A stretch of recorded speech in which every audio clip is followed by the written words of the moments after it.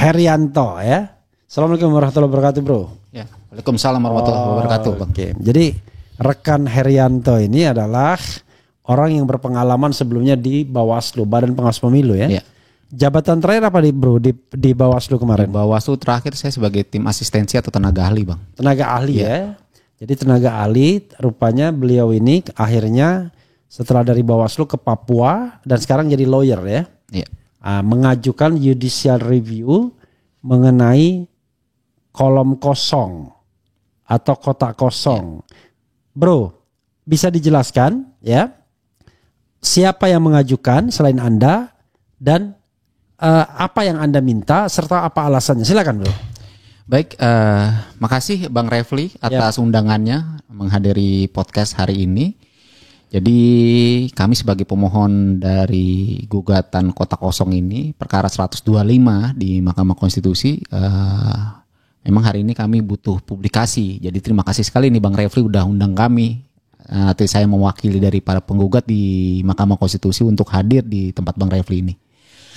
Intinya gugatan kami adalah kami meminta adanya kotak kosong pada daerah pilkada dengan 2 atau lebih pasangan calon. Sorry, kotak kosong bukan kolom kosong. Kolom kosong, kotak kosong, kolom kosong, suara kosong itu istilahnya, Bang. Oke. Iya, jadi istilahnya. Oke. Istilahnya blank vote lah kalau bahasa Inggrisnya blank vote. Blank vote ya. Atau nol voting ya nol. Oke. Ya oke, silakan teruskan.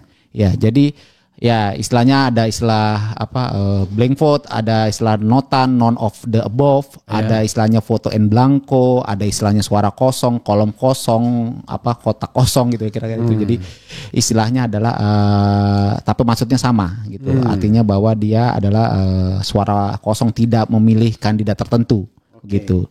Jadi gugatan kami ini sebenarnya awalnya diilhami dari saya sendiri. Siapa dulu yang memajukan permohonan ini? Siapa jadi aja? Awalnya itu Bang, izin kami itu saya ya kan saya ini punya pengalaman kerja di Papua. Nah, kebetulan saya kerja dengan salah satu PJ Gubernur kemarin Pak Paulus Waterpauw. Terus saat ini Pak Paulus ini tidak dapat partai begitu, tidak dapat dukungan partai. Nah, atas dasar itu, terus juga saya melihat di daerah saya, kebetulan saya pemilih dengan DPT daftar pemilih tetap di Banten begitu ya, melihat bahwa saya punya pilihan nggak jadi maju nih, padahal udah pasang baliho di mana-mana nih Bang. Siapa? Kalau ditanya preferensi politiknya Arif Wismansa Bang. Oke.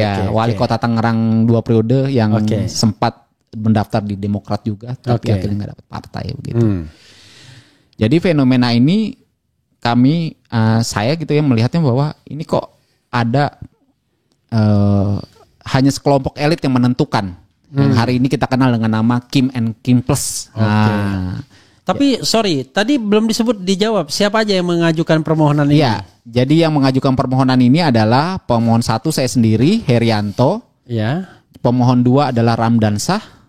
Pemohon 3 adalah Muhammad Rajib Barokah. Oke, Ramdansah itu mantan anggota Bawaslu DKI. Iya, benar, anggota Bawaslu. Rajib Barokah seorang lawyer juga ya. Oke, silakan Bro, teruskan. Jadi kebetulan saya DPT-nya itu di Banten. Terus kalau Ramdansah itu DPT-nya di Jakarta dan Rajib Jakarta. Kebetulan Rajib ini juga The Jackmania gitu. Jadi ada fenomena bahwa hari ini The Jackmania nggak mau milih bobotoh nih Bang. Gitu ya. Iya. Jadi bahwa kalau yang disajikan bobotoh gitu. Makanya dia juga ikut gabung lah di dalam gugatan ini. Gitu. Jadi kami merasa bahwa preferensi pilihan kami itu tidak diakomodir di dalam surat suara begitu. Kami melihatnya hanya ya calon-calon yang dipaksakan untuk maju begitu oleh elit-elit politik tertentu di dalam pemilihan gubernur ya. Kalau saya di Banten, Rajib dan Ramdan ya di Jakarta begitu. Nah, fenomena sebenarnya gini. Jadi kami melihatnya kandidasi yang ada sekarang ini pertama adalah ada 4 poin fenomena yang kami baca ini Bang. Ya, pertama adalah bahwa kandidat yang maju itu tanda kutip ya itu dugaannya adalah nepotisme. Kedekatan dengan elit-elit tertentu sehingga dia bisa maju. Nah, entah stafnya anggota DPR tertentu atau dia misalkan dekat dengan ketua partai tertentu, itu yang dimajukan. Yang kedua adalah ya sebagaimana kita tahu di dalam undang-undang pilkada sendiri udah diatur mengenai mahar politik. Tetapi sampai sekarang nggak pernah tersentuh ini. Ya. Tiba-tiba orang nggak tahu anta berantah, tiba-tiba dicalonkan oleh partai politik tertentu. Oke. Nah begitu. Yang ketiga nih kawin paksa nih bang, yang menarik nih. Kami juga menemukan fenomena kawin paksa di mana calon dengan survei tertinggi dipaksa kawin dengan elektabilitas terendah. Karena yang elektabilitas terendah ini adalah nebeng. Nah, orang yang diinginkan oleh elit politik tertentu itu. Yang terakhir itu adalah penjegalan. Jadi kalau nggak mau dikawin paksa, nggak ada nepotismenya, nggak punya uang gitu kan, ya udah, akhirnya dia nggak bisa maju gitu. Nah itu jadi fenomena demokrasi hari ini kita lagi, menurut kami ini sedang tidak sehat gitu. Oke, jadi itu ya ada 4 fenomena tersebut. Diulang lagi bro, 1 tadi apa? Tadi terkait dengan nepotisme. Nepotisme, Ya, oke. ya kedekatan dengan Ya. orang-orang tertentu. Ya. Yang kedua ini yang dugaan yang kita selama ini tahu itu mahar politik. Mahar politik, oke. Mahar politik itu bisa dalam bentuk uang atau misalkan bentuk jabatan. Oke, gitu. Ketiga. Yang ketiga itu adalah terkait kawin paksa. Istilah kami kawin paksa. Ya, istilah kami kawin paksa. Jadi orang nggak suka tapi dikawinin. Oke, 4 penjagalan. Penjagalan. Jadi itu 4 fenomena itu yang kemudian membuat pilkada itu jadi tidak demokratis gitu ya. Benar. Oke. Kelihatannya Anda kaitkan dengan konstitusi tuh, gimana? Iya, jadi gini Bang. Di 18 ayat 4 Undang-Undang Dasar 1945, ya. pemilihan gubernur, bupati, wali kota dilaksanakan secara demokratis. Jadi demokratis ini apabila kita lihat Van Tutliting atau pembahasan Undang-Undang Dasar 1945, ternyata pembentuk Undang-Undang Dasar itu menginginkan adalah secara demokratis itu bukan hanya di hulu Bang, tapi juga di hilir. Oke. Artinya bahwa ini bukan persoalan semata pada keterpilihan. Ya. Seseorang menjadi bupati, gubernur, wali kota, tetapi juga bagaimana musyawarah mufakat yang kami sebut dengan meaningful participation. Oke. Bagaimana partai politik sebagai salah satu fungsinya adalah kaderisasi kepemimpinan. Nah itu juga memperhatikan kehendak masyarakat. Masyarakat hari ini mau siapa?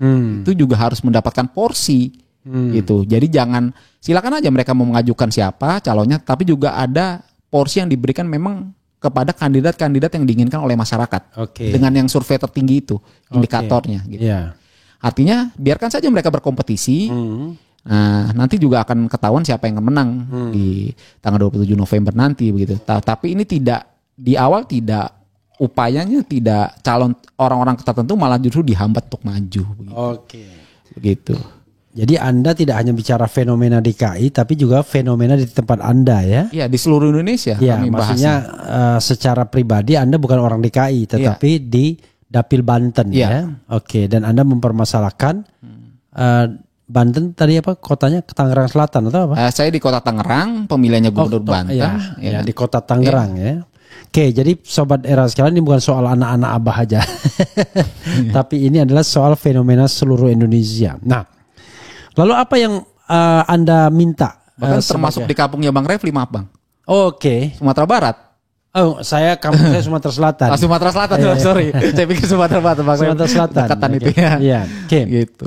Apa yang Anda kemudian minta? Ya, jadi gini Bang. Persisnya. Jadi kami menguji beberapa pasal di dalam sini, khususnya terkait dengan desain surat suara. Ya. Yang kedua adalah kategori suara sah, sebagaimana pasal 94. Juga mengenai pasal yang mengatur mengenai keterpilihan. Ya. Nah, jadi di pasal 79 itu pada intinya desain surat suara tuh ada kolom kosong. Nah, di kategori suara sah itu memasukkan sebagai yang selama ini sebagai suara tidak sah sebagai suara sah. Karena gini Bang, fenomenanya kan kita melihat juga fenomena hari ini ada orang mau coblos semua calon. Ya. Atau mencoblos di luar kotak. Ya. Ya, pasangan calon atau tidak mencoblos. Jadi dia hanya ambil surat suara habis itu langsung masukin kotak suara. Ya. Tetapi kan semua itu sekarang saat ini adalah dikategorikan sebagai suara tidak sah. Ya.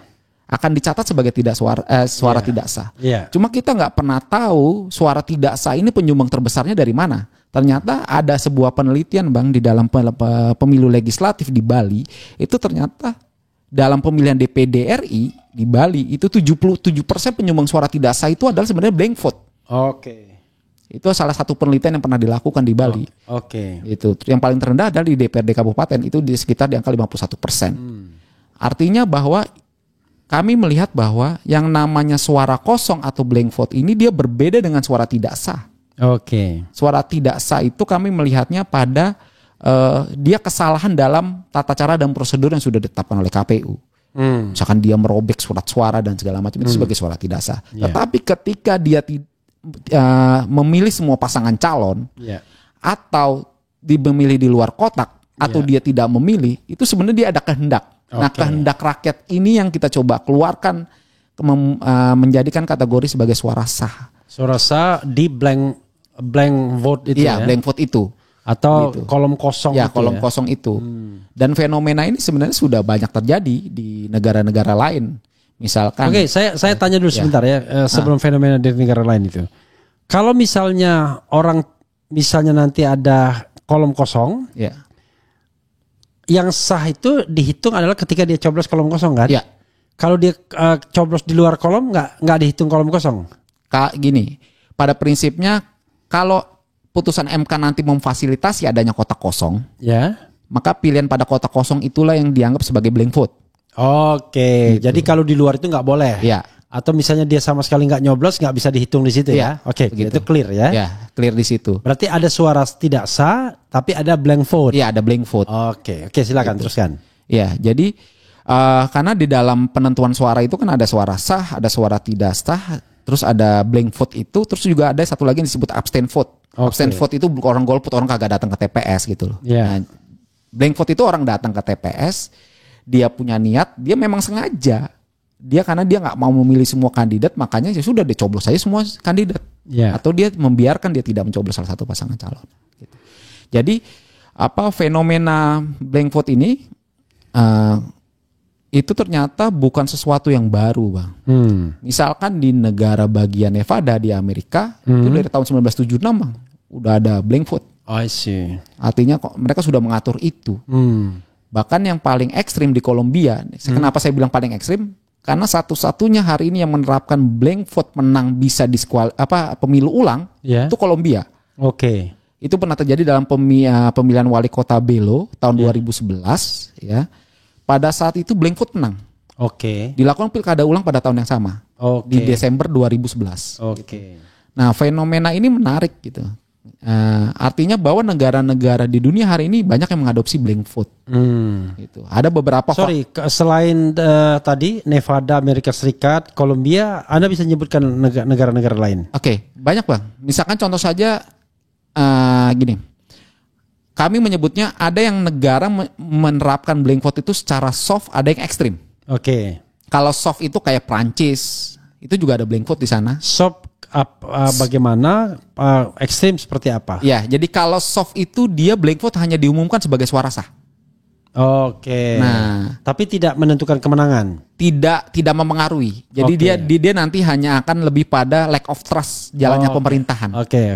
Jadi misalkan kalau blank vote menang, maka pemerintahan ini nanti kedepannya akan banyak orang yang mungkin tidak puas, tidak ini dari awal. Sekedar pertanda ya. Warning bahwa Anda terpilih itu tapi Anda di warning lah orang masyarakat gitu.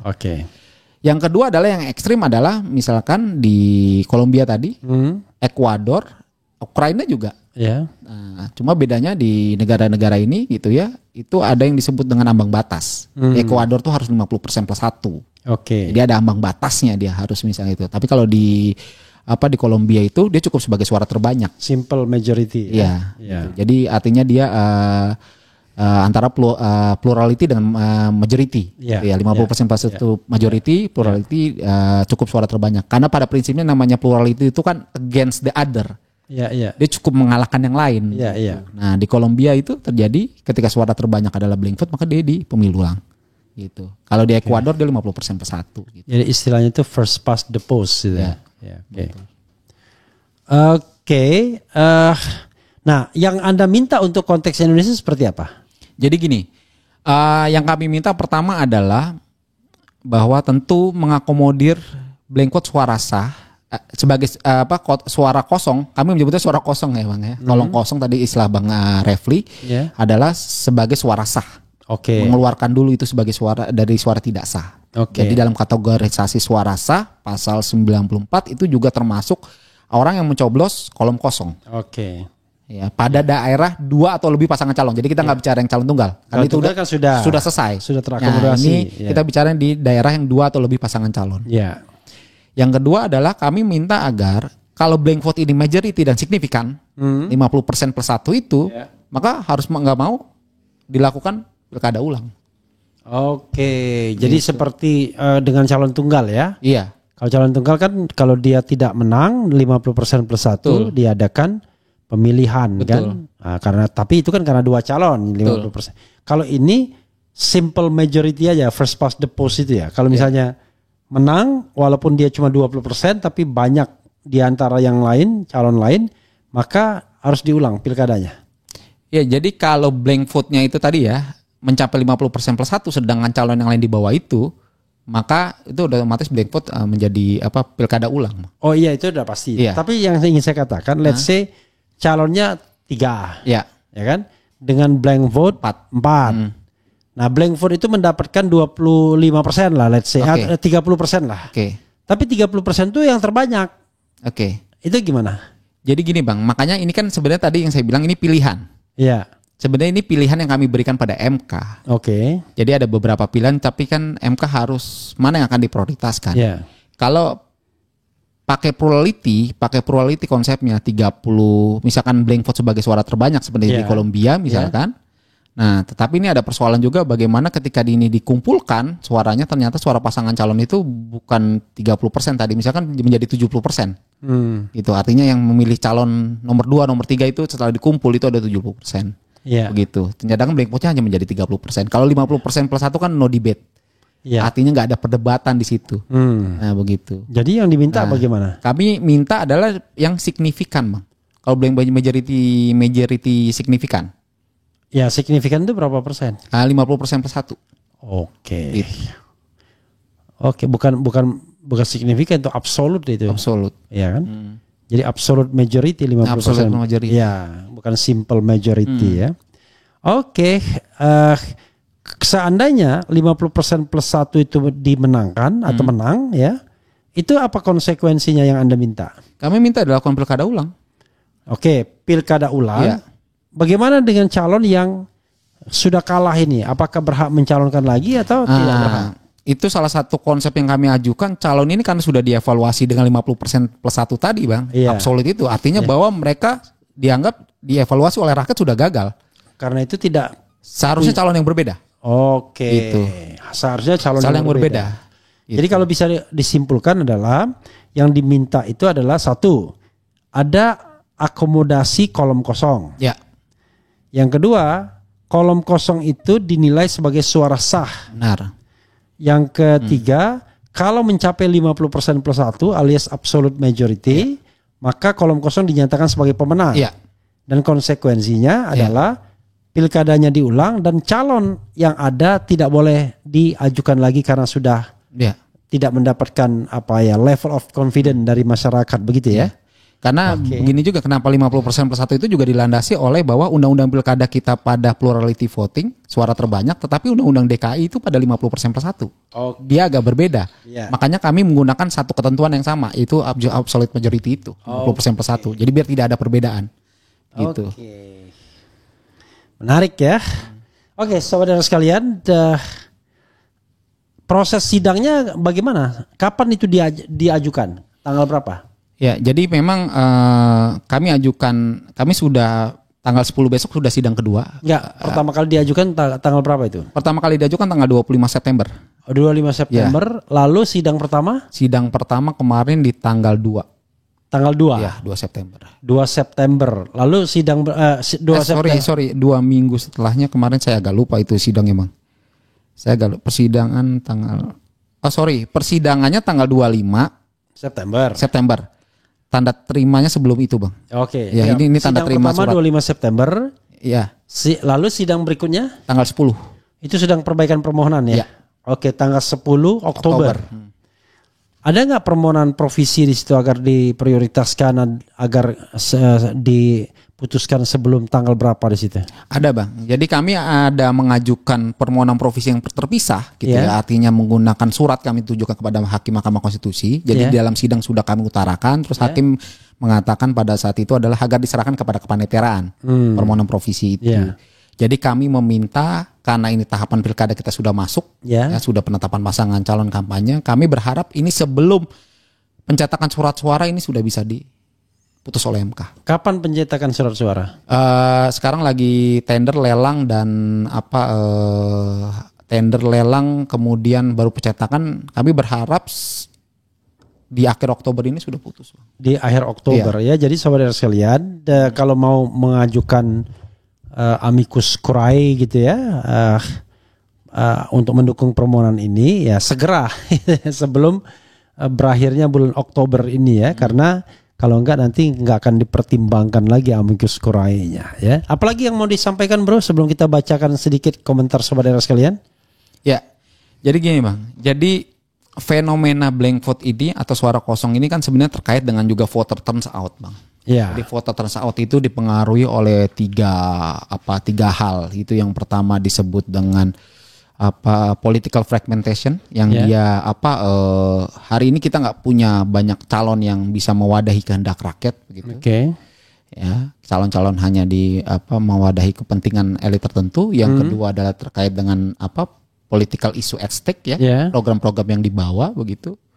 Itu yang ketiga terkait dengan closeness of election. Artinya bahwa pemilih itu nggak yakin bahwa calon ini bisa membawa perubahan yang lebih baik gitu pada daerahnya masing-masing kesejahteraan begitu. Dan hari ini banyak sebenarnya orang-orang potensial tapi justru mereka tidak bisa maju. Kami sih sangat berharap kepada Mahkamah Konstitusi begitu bisa mengadopsi keberadaan dari suara kosong ini di dalam pilkada kita nih di 27 November ini Bang. Gitu. Jadi kenapa? Karena memang ya kita tahu di DKI ya misalkan ada anak abah di daerah lain juga banyak calon juga yang tidak kader-kader partai sebenarnya yang mereka sudah lama dedengkot di partai tapi justru mereka tidak punya kesempatan karena ini juga terkait ini Bang, putusan MK 60 yang telat. Jadi kami menganggap bahwa putusan itu terlambat begitu ya karena itu baru diputuskan seminggu ya sebelum pendaftaran gitu. Sedangkan putusan MK itu baru dibacakan pada tanggal 20. Iya. Seminggu sebelum pendaftaran. Ya, seminggu sebelum pendaftaran. Ya. Artinya apa? Kalau ini diputus jauh lebih awal, mungkin partai politik kesepakatannya tidak seperti ini. Karena ketika diputus MK itu kan kesepakatan sudah terjadi antara Kim plus itu semua. Begitu. Dan sedangkan kesempatan untuk mengajukan calon independen itu sudah tertutup karena pendaftaran di bulan Maret. Bulan Mei ya. Iya. Maret tuh sudah mulai menyerahkan dukungan kan. Iya. Bulan Mei. Bulan Mei ya, Maret kan ya. Pemilu Pilpres. Oh itu. Bulan Mei. Oke, sobat RS sekalian, itu ya yang disampaikan ya. Nanti tampilkan Jido contoh-contoh blank vote-nya ya. Kita bacakan bro ya komentar sobat RS sekalian yang tentu yang terkait saja ya. Kemudian apalagi ya? Menyala bang, lanjutkan. Kemudian apalagi ini ya,